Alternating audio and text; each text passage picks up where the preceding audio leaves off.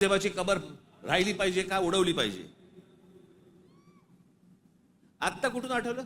चित्रपटाने जागे होणारे हिंदू काही कामाचे नाहीत.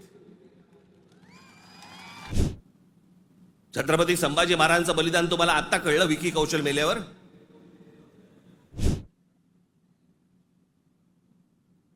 मग नव्याने वारं शिरलेल्या काही हिंदुत्ववाद्यांना असं वाटलं अरे मी कुंभमेळ्याचा अपमान केला. मूर्ख आहात का? तेव्हापासून अजून गंगा साफ करतायत. त्याच्यानंतर आता 2014ला नरेंद्र मोदीजी पंतप्रधान झाले, त्यांनी तेच सांगितलं गंगा साफ करणार.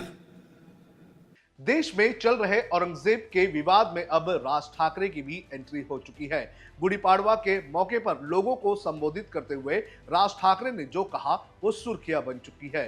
राज ठाकरे ने अपने इस भाषण में न सिर्फ औरंगजेब के मुद्दे पर सरकार को घेरने का काम किया, बल्कि गंगा की सफाई के मुद्दे पर भी सरकार को आड़े हाथ लेने का काम किया है।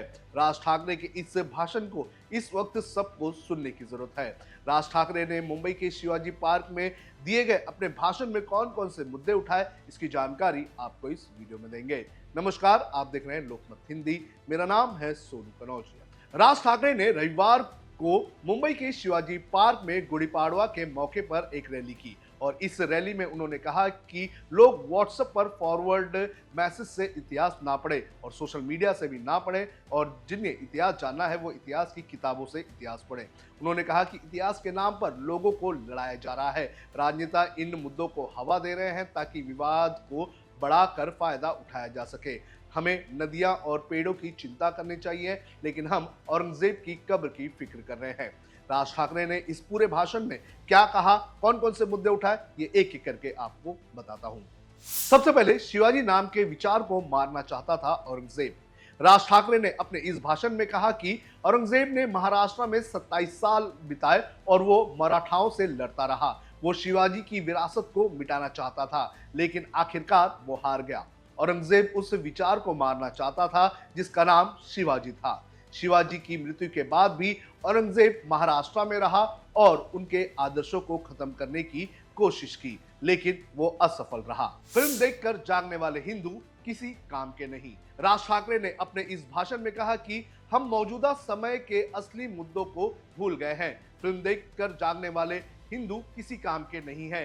क्या आपको विकी कौशल को देखकर संभाजी महाराज के बलिदान के बारे में और अक्षय खन्ना को देखकर औरंगजेब के बारे में पता चला? औरंगजेब का क्या मामला था, किसी को पता था?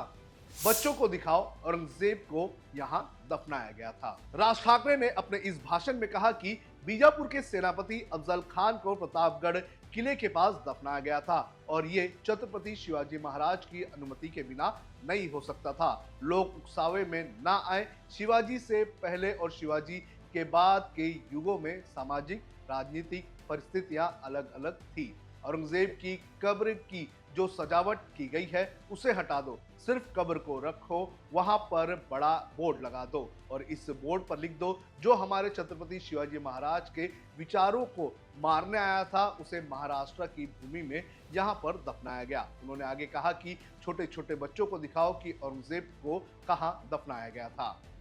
कोई देश धर्म के आधार पर प्रगति नहीं कर सकता है। राज ठाकरे ने अपने इस भाषण में कहा कि औरंगजेब का जन्म गुजरात के दाहोद में हुआ था। जो लोग अपनी स्वार्थी राजनीति आकांक्षाओं के लिए लोगों को भड़काते हैं, उन्हें इतिहास से कोई भी सरोकार नहीं है। कोई भी देश धर्म के आधार पर प्रगति नहीं कर सकता है। आप तुर्की को देखिए कि कैसे उसने खुद को सुधार लिया है। धर्म आपके घर के चार दीवारी के भीतर ही रहना चाहिए। एक हिंदू की पहचान हिंदू के रूप में तभी होती है जब मुसलमान सड़क पर उतरते हैं या फिर कोई दंगा होता है, नहीं तो हिंदू भी जाति के आधार पर देश में बटे हुए हैं। धर्म के नाम पर नदियों को दूषित ना करें। राज ठाकरे ने अपने इस सभा में एक वीडियो दिखाते हुए दावा किया कि शवों को जलाकर गंगा नदी में डाला जा रहा है। उन्होंने कहा कि यह कैसा धर्म है अगर हम अपने प्राकृतिक संसाधनों को नष्ट कर रहे हैं। गंगा की सफाई पर 33,000 करोड़ रुपए खर्च किए जा चुके हैं और ये अभी भी जारी है। क्या हमें खुद में सुधार लाने की जरूरत नहीं है? महाराष्ट्र की नदियों पर बात करते हुए राज ठाकरे ने कहा कि महाराष्ट्र की नदियां प्रदूषित है। देश की 311 सबसे प्रदूषित नदियों में 55 महाराष्ट्र की है। मुंबई में 5 नदियां हैं और उनमें से 4 खत्म हो चुकी है। उन्होंने कहा कि एकमात्र जीवित नदी मीठी नदी भी जल्द ही मरने वाली है। मोसाद का जिक्र। राज ठाकरे ने इजराइल की खुफिया एजेंसी मोसाद का उदाहरण देते हुए कहा कि मोसाद ने इजराइल में कई स्मारक बनाए, लेकिन उन्होंने कुछ लोगों के स्मारक नहीं बनाए, क्योंकि अगर वे ऐसा करते तो दुनिया को पता चल जाएगा कि ये काम उन्होंने किया है। राज ठाकरे ने कहा कि हमने किसे दफनाया है ये दुनिया को दिखाने की जरूरत है और ये हमें दिखाना चाहिए।